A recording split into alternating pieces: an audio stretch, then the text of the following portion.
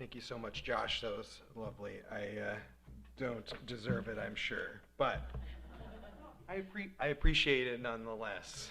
Um, if someone asks, I know that it can be hard to explain what exactly Unitarian Universalism is.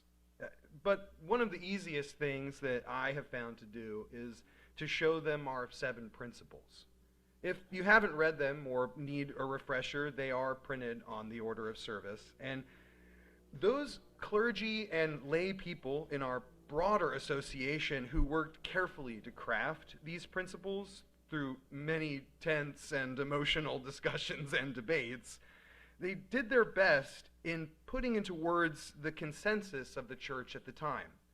And as what we like to call a living tradition, those principles are still evolving as we do. But still, they remain as good as any, a summary of the things that we share. To read our seven principles is to get a pretty good picture of at least the broad outline of our diverse and eclectic congregations. Of the seven, some are easier to relate to our daily lives than others, and some of them lend themselves more easily to sermonizing or discussing.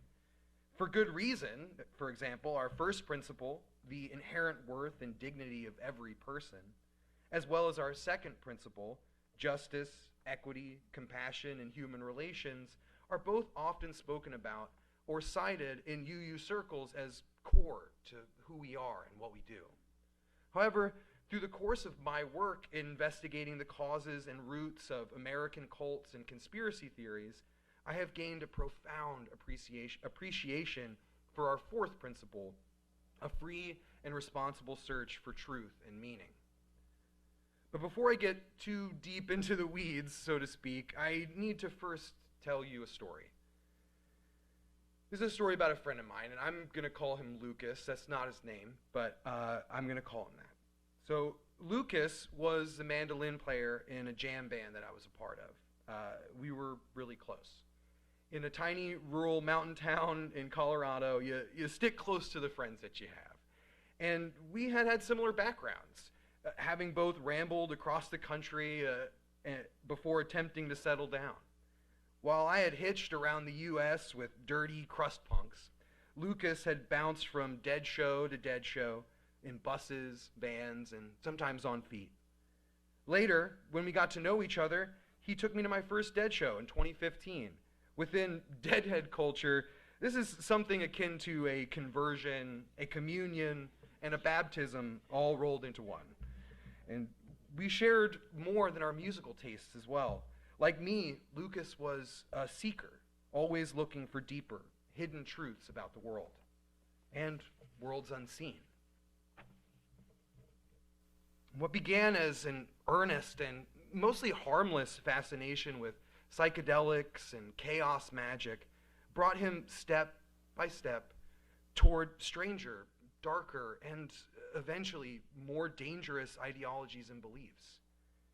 A fascination with mediumship and channeling, the practice of allowing entities like ghosts or aliens speak through you, led him to an obsession over UFOs and a supposed secret space program through a network of so-called whistleblowers claiming anonymous sources high up in the American government. He was drawn to a modernized version of very old extremist conspiracy theories, which begin with old school tales of the New World Order, black helicopters, FEMA camps, and deep underground military bases, and grew into a belief that you might have heard now that certain politicians are not only satanic, but literal cannibals. This belief came to consume him his entire life. As he spent more and more of his time online in forums and other conspiracy theories, it changed him. I watched all this happen, and at the time, I had no idea what I could do for him, or for any of the people like him. So I did what I always do when confronted with a problem that I couldn't solve on my own. I looked to science for answers, and this is what I found. And a quick word up front about sourcing. Most of what I have learned and read comes from the study of cults and conspiracy theories by sociologists, specifically the sociology of religion. Most of this work was done during the last great cultic explosion of the 60s and 70s, when studying cults was still very hip.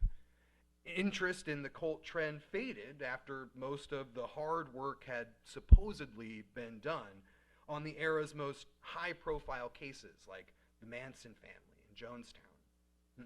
I believe that most people just assumed that those in charge had learned from these cases and had learned how to handle these kinds of extreme movements and would be better equipped to handle them in the future.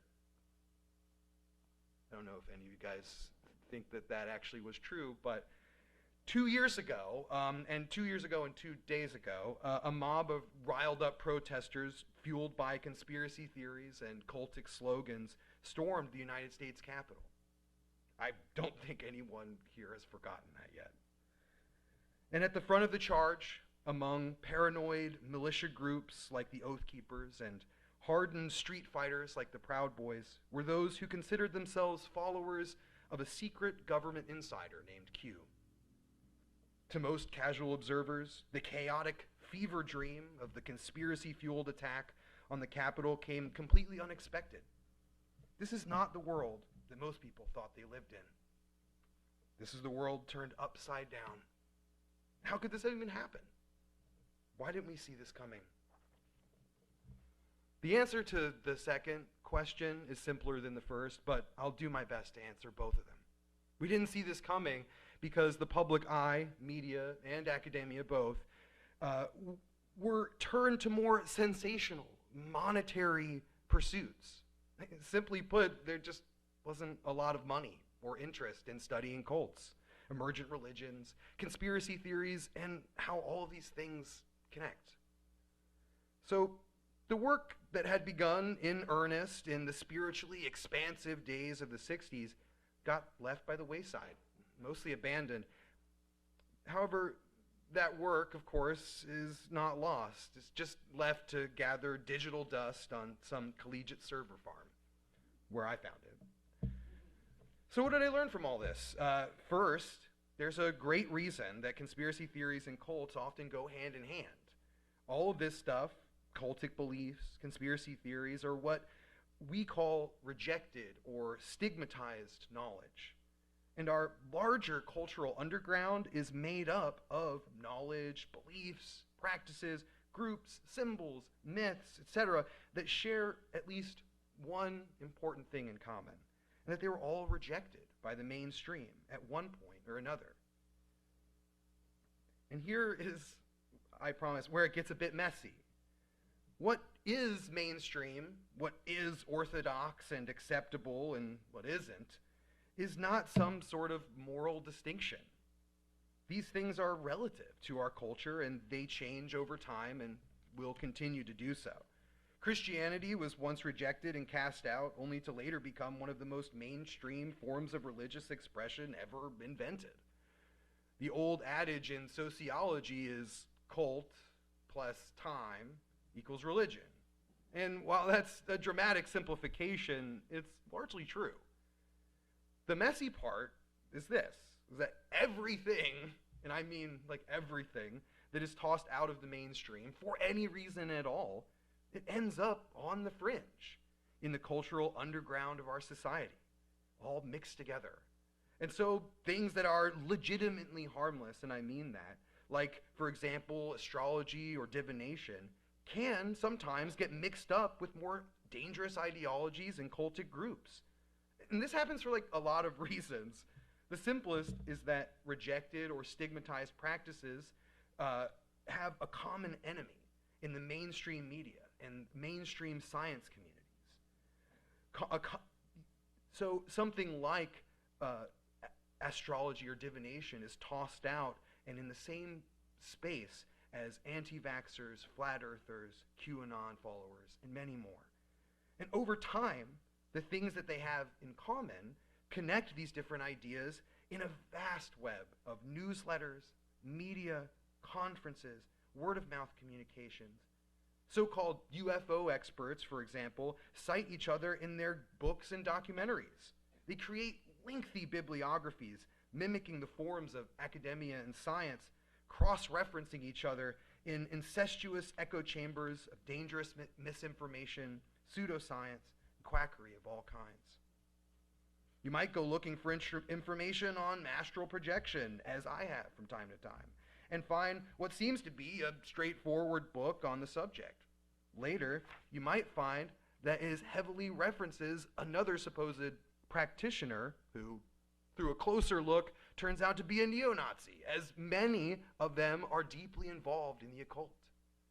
To put it simply, everyone in these underground scenes appear at the same conferences as flat earthers, anti-vaxxers, etc. They, as well as all manner of fringe seekers of one type or another, good, bad. And they appear together in the same books and magazines, as well as interview each other on their podcasts and other media products. So let's back up. What does all this have to do with us, with Unitarian Universalists, with our fourth principle, with us here in this fellowship? I hope that by now I've established at least that the cultural underground contains all of these fringe rejected ideas, good, bad, and every single thing in between. And the movements, ideologies, and members of that cultural underground exist in this messy web. It connects them all in ways that can be surprising. This is how so many people, and I mean so many people, fall into dangerous conspiracy theories, as well as fall prey to cultic groups and antisocial, isolating belief systems. But why do they become seekers in the first place? While the specifics vary wildly for each individual, the basic reason is pretty simple. When a person experiences some sort of prolonged tension in their lives, some sort of issue that can't be solved, or a problem they can't find an answer to, and that tension cannot be resolved by mainstream political, social, or spiritual institutions, that person will often then seek answers beyond the mainstream, and out to the fringe they go. And as I said before, this is not always a bad thing. I would argue that it can often be a good thing, especially if you're somewhere where you shouldn't be. Many worthwhile communities, ideas, experiences have been pushed to the fringe, and many of them unfairly. For what it's worth, both Unitarianism and Universalism have been considered cultic and heretical by many, and I assume that perception persists to some degree today. And this is where our fourth principle comes in: the free and responsible search for truth and meaning. First, I want to say that I love the pairing of those two words, free and responsible. Together, they are the wind in our sails, as well as the steady rudder to guide our ship forward into an unknowable future. There is no creed required to sit in these pews, nor to become an official member of this fellowship, or any other similar UUA congregation. That isn't what ties us together. Instead, we're dedicated to a free faith where each individual is free to walk whatever path makes sense to them. Whether Buddhist, pagan, Christian, Muslim, Jew, Taoist, non-theist, or anything else with or without a name, you are welcome to gather with us and walk together toward that uncertain future. But while you are free to seek truth and meaning, that search, I believe, needs to be a responsible one. And what does that mean for us in case of conspiracies, misinformation, and cults? It means that we have to understand that when we go seeking into the unknown, that we might find things that are dangerous, untrue, toxic, or otherwise harmful. There are many diamonds in that rough, truly, I can attest to that. But we have to keep each other accountable on that search. If you find yourself drawn down one rabbit hole or another, reach out to someone in our community and touch base with them. Show them what you've been looking into and ask them how they feel about it. Look together at the source of those claims, the network of people surrounding those claims, whatever it is. And in this way, we can stay accountable to one another and keep from falling too deeply into something that can pull us away from our support structures. For those of you with family or friends who have fallen into conspiracies of one kind or another, this technique can work as well. Ask them to show you where they got their information. Really dig into it with them. You don't have to keep an open mind to whatever it is that they want to convince you of, whether it's flat earth, election denialism, anti-Semitism. But it helps to remember that these people are people too. They fall into conspiracy theories or cultic beliefs not because they're gullible or naive. Most of the time, they are more misled than malicious. If we cut these people off and refuse to engage with them, they will be driven further into more antisocial and more extreme cultic communities. Outside of talking with people and helping to keep them grounded in our shared reality, in a broader sense, we need to work to create more inclusive communities with robust and empathetic support structures. If more and more people are driven into strange and novel and occasionally dangerous underground movements, many more people will continue to get drawn into dangerous ideologies and groups. At the center of this effort, I think, is empathy. We have to remember that it isn't just the gullible, it isn't just the naive that fall for conspiracy theories and cults.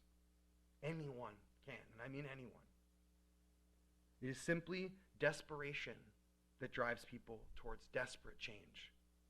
And if they can't find answers in a loving, empathetic, inclusive community like ours, they are that much more likely to lose themselves down a paranoid hole that is really hard to come back from.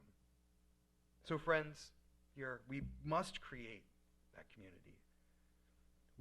Where we are all free to seek truth and meaning, wherever that journey may take us. But we must endeavor to keep each other grounded, anchored to our common covenant, our shared humanity, and our connection to that mysterious and beautiful interconnected web that binds us all together. Be kind, be love, be free. Amen.